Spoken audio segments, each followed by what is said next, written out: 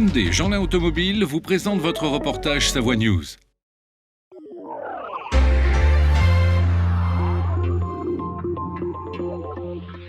Christophe, tu as présenté au Grand Bivouac 2 séances. Oui. Sur trois séances avec les scolaires, sur le Yeti. La question est idiote, mais le Yeti existe-t-il? Oui, il existe bel et bien. Ce n'est pas le chaînon manquant que cherchaient les Occidentaux depuis 50 ans, mais il existe. Les habitants, pour eux, il n'y a aucun doute, et on l'a trouvé. Et les tests ADN ont montré que c'était une nouvelle espèce d'ours. Voilà. Ouais, c'est ça, c'est un gros ours. C'est un petit ours, un tout petit ours qui s'est séparé de l'ours brun il y a 650 000 ans, comme les tests ADN l'ont prouvé, et qui a été justement coincé par une glaciation dans un coin reculé de l'Himalaya avec peu de nourriture. Il est devenu tout petit, il est devenu petit, agressif.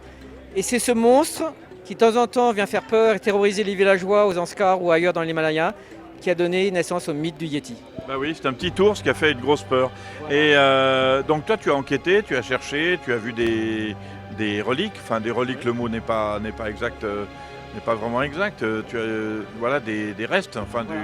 Donc moi j'ai eu la chance de pouvoir voyager là-bas pendant 25 ans, d'apprendre la langue, d'être initié et d'avoir accès à des secrets que normalement j'aurais jamais pu avoir, voyageant toujours avec un moine.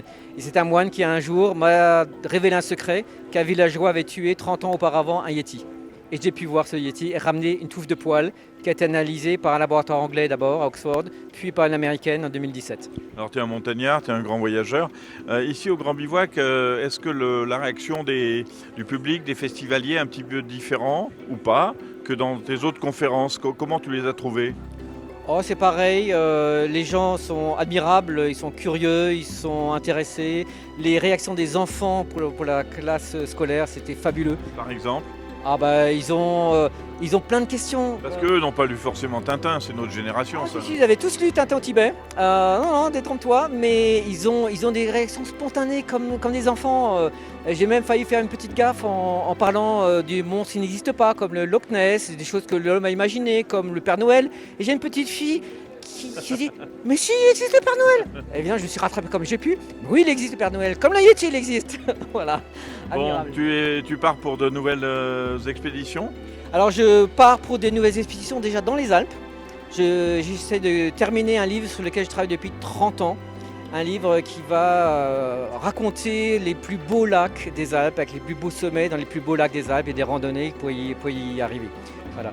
Ce Grand Bivouac, pour toi, c'est un bivouac où les gens se retrouvent, discutent, racontent? Ah oui, c'est pas nouveau pour moi, ça fait 15 ans que je viens au Grand Bivouac, mais c'est toujours un renouvellement extraordinaire, c'est une rencontre fabuleuse. On rencontre des gens qui adorent les voyages, qui sont curieux, qui ouvrent le regard sur le monde. C'est le plus beau des festivals pour les voyageurs. Bon, tu viendras nous raconter ça dans les années à venir? J'espère bien, merci. Ok, à bientôt alors. C'était votre reportage Savoie News avec Hyundai Jeanlin Automobile.